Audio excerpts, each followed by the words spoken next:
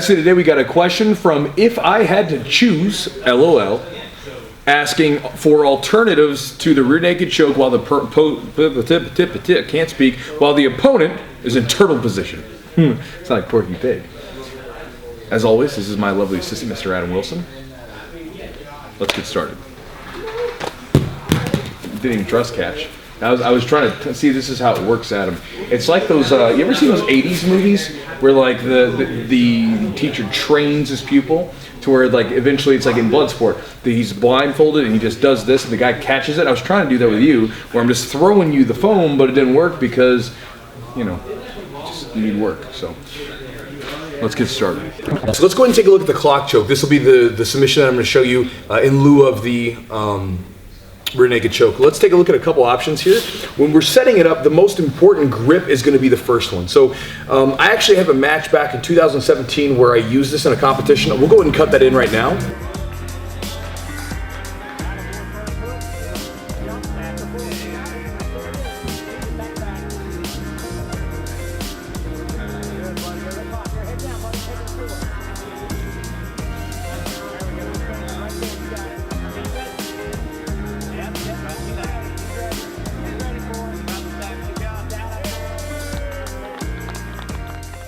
So when you're watching the match, you'll see that I got the grip on the neck and my body was doing all kinds of other stuff, but I continued to keep that grip and came up and finished it. And so when we're sitting down in a turtle position, we want to make sure that we get a strong grip right out of the gate. And so the way that we'll do that is pull the lapel down, boom, and grip. And you're basically getting into a habit of grabbing this grip really strong. And if you can do it, you can flip the collar over a little bit and that'll give you a nice lift. And the difference between the two is if the collar is slipped over, I can hang on with 4 fingers, which is really strong. If the collar's not, it still works. It's not as strong because you're typically using mainly the index finger and the thumb to hang on to it. But here's the clock choke. Let me give you a couple variations on it. So from here, we get the grip. That's number one. Now the body can do a number of different things. The first one, the most classic sort of clock choke that I was ever shown, is basically we're gonna go up to our head on the mat here, and I'm gonna begin to walk, and my other hand is gonna be grabbing the other collar. So this one's grabbing this one's grabbing the far lapel here under his belly. Raise up just a little bit here, grabbing the lapel here, coming back down, and then from here, stepping forehead out, and I'm gonna walk and flex, boom. And again, with any collar choke, we always use the wrist control. Another variation is we get here, get the grip, and I can roll the wrist. And this is a really strong one as well. From here, you could either set this out just like this, or you could even just do a sit through just like that. Strong, strong position, okay? And so those are the two that I typically use. And again, your name was If I Had to Choose, LOL, so I don't know what to call you. We'll call you Bob, because that's a really long name to say over and over again. So from here, if we're in a turtle position, keys, first grip, make sure it's good.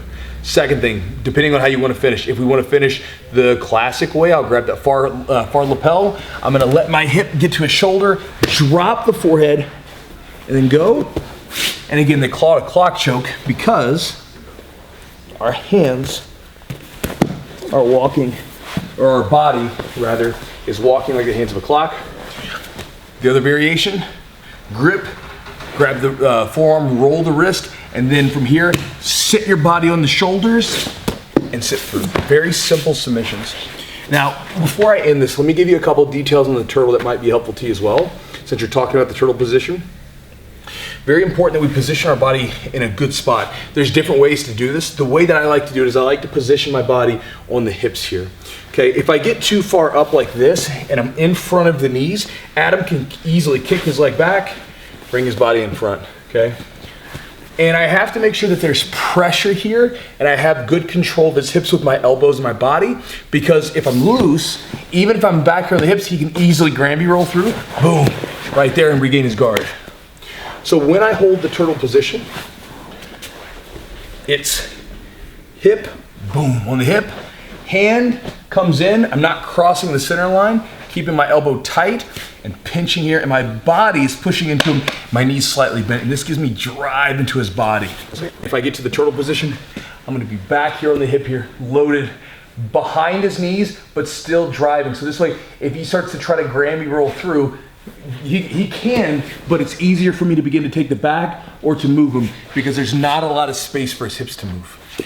So, clock choke and a couple details on the turtle position. So, Bob, if I had to choose, whatever your name is, whatever we'd like to be called, hopefully that's helpful to you. It's a really basic submission. Again, it's one of those submissions where it's really, really simple, but if you get used to getting that first grip really fast and you get used to feeding grips with the collar, it works at any level. You know, I mean, I've seen the clock choke used at, you know, everything from white to black belt. So it's not one of those submissions where, yes, it is simple, but you're not necessarily going to outgrow it. It's one of those submissions where you just get better at the timing of it. You get better at feeding the collar, and especially if you can tie it in with your passing and everything else where you can catch it in the transition, it's a really effective choke. So hopefully this video is useful to you, brother. And guys, thanks for the questions. Adam? Adam.